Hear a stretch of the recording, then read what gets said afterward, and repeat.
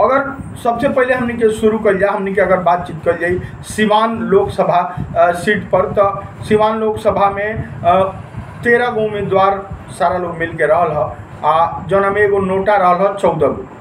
अब अगर चर्चा कर जाए तो एजा पहले ही हमने के बतौले रह जा कि लगभग 1 लाख वोट से एजा तीर छाप यानी रमेश कुशवाहा जी के पत्नी विजय लक्ष्मी देवी के विजय श्री हो सकेला।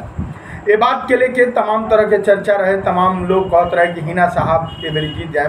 हालांकि हिना साहब जी के वोट ए बेरी बहुत अच्छा मिल रहा, हर तबका के वोट, सवर्ण के भी वोट मिल रहा, हर तबका के वोट सिंपैथी वोट कहल जा सकेला कि हिना साहब के मिल रहा। सिंपैथी वोट एह माने में मिल रहा कि पिछला 3 बार से वहाँ के लगातार हारत रहनी है। मोहम्मद शहाबुद्दीन साहब यानी वहाँ के पति लगातार जब जेल में भी रहनी तो वो बेरा भी वहाँ के चुनाव लड़नी लगातार 3 बार परास्त बहनी जो के लेके वहाँ के बड़ी दुखी रहनी है। लेकिन ए बेरी जौन एगो माहौल जौन बन रहा ऊपर तमाम तरह के चर्चा होत रहा, लागत भी रहा, सत्यता भी सामने आवत रहा कि हो न हो ए बेरी हो सकेला कि हिना साहब के सीट निकल जाओ। लेकिन जौन जातिगत आंकड़ा रहा है ए बेरी के अगर भोजपुरी बतकही के फिर एगो बड़ा खुलासा के चर्चा कर जाए, बहुत बड़ा अगर विश्लेषण के अगर खुलासा कहल जाए तो के हम बता दी कि ए बेरी नरेंद्र मोदी जी जौन भारत के यशस्वी प्रधानमंत्री बानी वहाँ के जौन हिंदू मुस्लिम कार्ड रहा वो उतना काम ना कैलसी है। ए बेरी जौन मामला सामने आ रहा, जौन बात जौन खुल के सामने आ रहा बा कि जौन पिछला आज से 15 साल पहले जौन नीतीश कुमार जी कहनी जंगल राज यानी लालू यादव के जौन समय रहे, जौन जातिगत समाज के जौन जाति रूप में बंटवारा कर दिया गया बा, तोड़ दिया गया बा, वो जातिगत समीकरण के कमाल दिखाई दे रहा। जौन बात सामने आ रहा बा, लोग बता रहा बा, लोग चर्चा कर रहा बा, रिजल्ट भी जौन सामने बा, भोजपुरी बात कही एगो बड़ा विश्लेषण भी प्रस्तुत कैले रहे। वो विश्लेषण के तहत सिवान सामने आई है। एक अलावा महाराजगंज में, हालांकि महाराजगंज में भाजपा के सिग्रीवाल जी, जनार्दन सिंह सिग्रीवाल जी के सीट निकल गई बा। ये बात के तमाम तरह के चर्चा बा। नरेंद्र मोदी जी के साथे जौन वोट बैंक बा, जौन भारत के यशस्वी प्रधानमंत्री बानी वहाँ के साथे जौन वोट बैंक पहले रहल आजो बा, लेकिन कुछ जनाधार खिसकल बा, कुछ जातिगत समीकरण जो सामने आयल बा वो बदलल। जातिगत समीकरण ए माने में कि पहले जो हिंदू मुस्लिम के लेके नरेंद्र मोदी जी लगातार नारा लगावत रहिया, लोग एकदम भावना में बह के लगातार वोटिंग करत रहा, उ ए बेरी नहीं खे भाई। ए बेरी जब सामने बात आइल बा कि ए बेरी जाति के आधार पर अगर कुशवाहा बानी, कुर्मी बानी तो वहाँ के अपना प्रत्याशी के मत दिले बानी, अगर वोटर कहीं न कहीं सवर्ण बा तो उ दिले बा।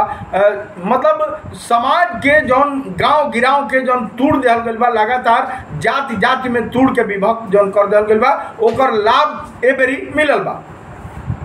हमने के अगर चर्चा कर जाए सिवान सीट पर, तो सिवान सीट पर 92,600 वोट से एनडीए यानी कि अभी जदयू के या उम्मीदवार बनी पूर्व जौन एजा जीरादेई के विधायक रनिया रमेश कुशवाहा, वहाँ के पत्नी रमेश कुशवाहा जी के पत्नी विजय लक्ष्मी जी विजय श्री घोषित कर दिया गई बनी।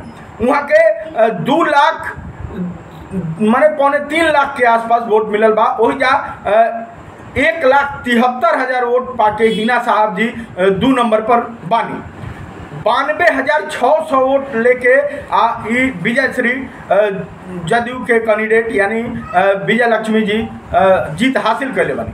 जौन बात चर्चा में बा, हालांकि सवर्ण वोट लगातार हिना साहब जी के साथे रहला, लेकिन 100% सवर्ण वोट वहाँ के साथे रहला। ए पर जौन दावा रहला सारा लोग के उ फेल बा। कुछ लोग नरेंद्र मोदी जी के अपन नेता मानेला, मानता, वो बात के लेके लगभग 50% वोट ओने भइल बा। अब अगर जातिगत समीकरण की बात कल जाए तो सिवान में भाकपा माले के जन्मदाता रमेश कुशवाहा जी रहनी है। ये बात के पहले भी हम चर्चा करनी। भोजपुरी पर कई एकमात्र खुलासा लगातार करत रहा हुआ कि मैरवा के सेमरा निवासी रमेश कुशवाहा जी के पिताजी जहानाबाद रहत रहनी है। जहानाबाद से ही IPF ओबेरा के तत्कालीन भाकपा माले जो नहीं बेरा बा ओबेरा IPF रहे, इंडियन पीपुल्स फ्रंट के नाम से ओबेरा पार्टी चलत रहे। वो लेके है नहीं सीताराम भगत वहाँ के नाम रही के पिताजी के जौन खुलासा भी कैले रहनी रमेश कुशवाहा जी से बतकही जौन भोजपुरी कल गई ओमें रमेश कुशवाहा जी ये बात के स्वीकार भी करनी कि हमार पिताजी वहाँ के बाबा ये सारा लोग राजनीतिक आदमी रहे। तमाम चीज़ के जौन भोजपुरी बतकही खुलासा कैले रहे उमें वहाँ के स्वीकारोक्ति सामने नजर आई। जौन बात सामने आई है कि कुशवाहा वोट कुर्मी वोट जौन देख के नीतीश कुमार जी अपना स्वजाति के रमेश कुशवाहा जी के टिकट दिले रहनी है। रमेश कुशवाहा जी वो टिकट के पाके जीत हासिल करनी है। लगभग 92,600 वोट से जीतल एगो बड़ा कामयाबी सामने आई है। जौन बात सामने आ रहा बा कि जौन भोजपुरी बतकही खुलासा भी कैलस कि अवध बिहारी चौधरी जी से ये प्रश्न भी पूछल गई रहे कि कौना वोट पर रौरा महागठबंधन RJD के जौन चुनाव मैदान में रुआ आयल बनी तो कौना वोट पर रुआ जीतता नहीं। ये बात के भी वहाँ के कहनी कि महागठबंधन के बड़ा बड़ा नेता लोग जानो कि कहाँ से वोट आई कौनी वहाँ के जवाब रहे। हालांकि अवध बिहारी चौधरी जी ये बात कहनी कि वहाँ के थोप देनी कि जौन महागठबंधन के नेता लोग बा भाकपा माले के दीपांकर भट्टाचार्य समेत तमाम लोग वो वोट दिलवाई। लेकिन सिवान में जौन जमीनी हकीकत बा जौन जमीनी पर हमनी के चर्चा कल जाए जब वोट जौन सामने आ रहा बा उमें रौरा के बता दी कि एजा कुर्मी बहुल एरिया बा। सबसे ज़्यादा अगर टाउन आसपास के क्षेत्र देखल जा बड़हरिया देखल जा तो मुस्लिम वोट बा। मुस्लिम वोट 100% हिना साहब जी के गइल बा। महागठबंधन बुरी तरह से बिखर गई बा जौना के परिणाम सामने आयल है कि अवध बिहारी चौधरी जी RJD के महागठबंधन के प्रत्याशी रहनी है। यहाँ के लगातार 3 नंबर पायदान से ऊपर कबू गई ना कनी है।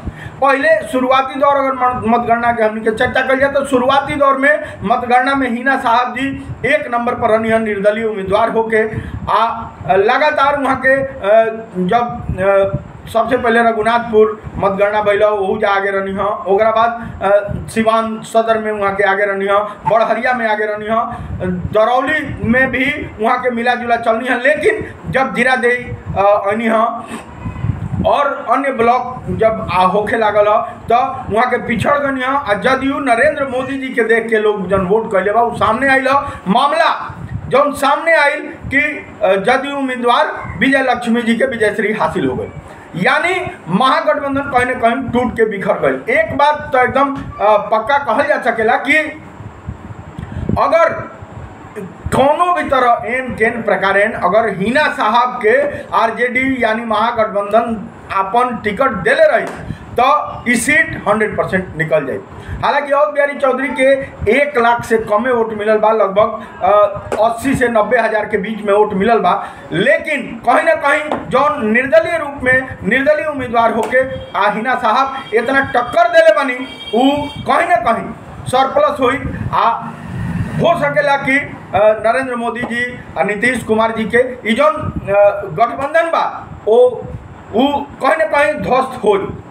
खैर जबरदस्त टक्कर रहा जो मतगणना स्थल पर देखे के मिलल है कि जौन एगो टक्कर मतगणना में जौन चुनाव में होके के चाही वो भइल है देखे के मिलल है। तो बहुत बड़ा विश्लेषण। हाँ, अगर नरेंद्र मोदी जी या केंद्र के हमनी के चर्चा कल जाए तो केंद्र वाला मामला में लोग कह रहा बा कि 400 पार के जो नारा रहा है वो ए बेरी ध्वस्त हो गई है। हालांकि रउरा के बता दी कि अभी सरकार बनावे खातिर टोटल 543 गो MP पूरा भारत में सारा टोटल सीट बा इतना 543 गो MP लोग बा। एमे बहुमत सिद्ध करे खातिर 272 गो MP चाही कि प्रधानमंत्री बनावल जा सके। तो नरेंद्र मोदी जी के 400 पार तो नहीं भाई, यानी 400 से ज़्यादा सीट तो नहीं मिलल। यूपी में कुछ सीट कम हो गई बा, बिहारों में कुछ सीट कम हो गई बा, लेकिन 285 गो MP नरेंद्र मोदी जी के लगे बा, यानी कि जौन भाजपा गठबंधन बा ओकरा लगे 285 गो वोट बा।